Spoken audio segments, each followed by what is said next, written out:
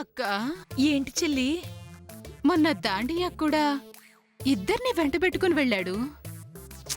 అంతకు ముందు కూడా బొమ్మల కొలువు దగ్గర సూర్య వెనకే ఇద్దరు వెనకాలే వచ్చారు. అవును చెల్లి.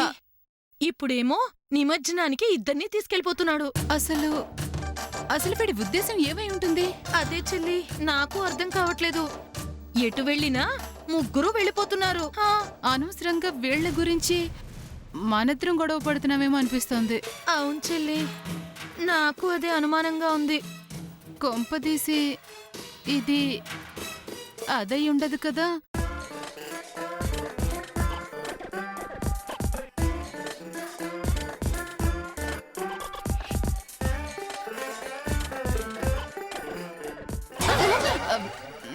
పిచ్చి పిచ్చి ఆలోచనలోకి వెళ్ళకండి.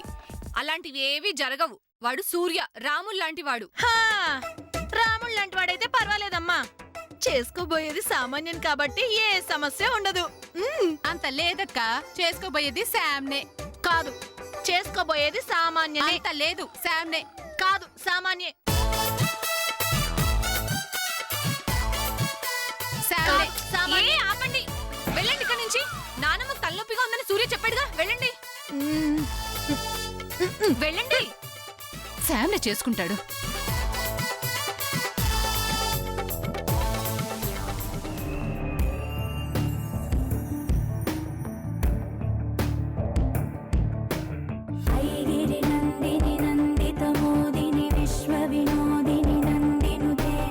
సార్, పూజ అయిపోయింది కదా, బయలుదేరు. సూర్య, అమ్మవారిని కన్ఫర్మ్ గా నిమజ్జనం చేయాలా? ఇంట్లోనే ఉంచకూడదా? ఉంచకూడదు శామ్. పండగ రోజుల్లో ఉన్నంత నియమనిష్టలుగా విడి రోజుల్లో మనం ఉండం. అప్పుడు అమ్మవారికి కోపం వస్తుంది. అమ్మవారికి కోపం తెప్పించడం నీకిష్టమా? ఇష్టం లేదు, కానీ అమ్మవారిని ఇక్కడి నుంచి తీసుకురావాలని అనిపించట్లేదు సూర్య. ఆవిడ మీద నాకు ఎఫెక్షన్ పెరిగిపోయింది. ఆవిడ ఇక్కడ లేకపోతే నాకేదోలా ఉంటుంది. అలా అనకూడదు శామ్. పండక్కి నిలబెట్టిన విగ్రహాలని పండగయ్యాక నిమజ్జనం చేయాలి. అమ్మవారిని ఎంత సంతోషంగా ఇంటికి తీసుకొచ్చామో అంతే సంతోషంగా సాగనంపాలి. అప్పుడే అమ్మవారికి మన ఇంటికి మళ్ళీ మళ్ళీ రావాలనిపిస్తుంది. నాకు తెలిసింది చెప్పాను, ఆ తర్వాత నీ ఇష్టం. నువ్వు చెప్పావంటే కరెక్టే అయి ఉంటుందిలే సూర్య. నేనే కాదు, నానమ్మ కూడా నిమజ్జనం సంగతి అమ్మకు చెప్పి పంపించింది కదా. సరే, తీసుకువెళ్దాంలే. మరి తీసుకో, తొందరగా వచ్చి.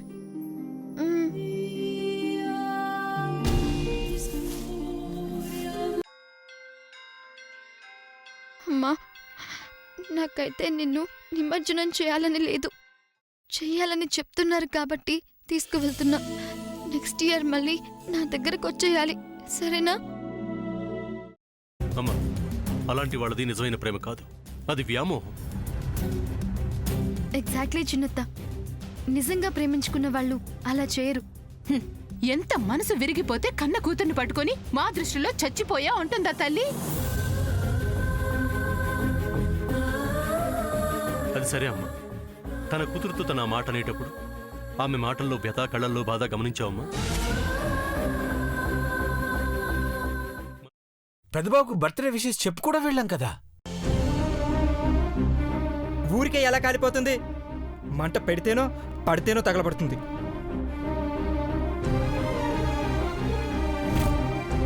కరెక్ట్ చిన్నబాబు, నీకొచ్చినట్టే నాకు డౌట్ వచ్చింది. పార్వతే షర్టును తగలబెట్టిందనుకుంటా.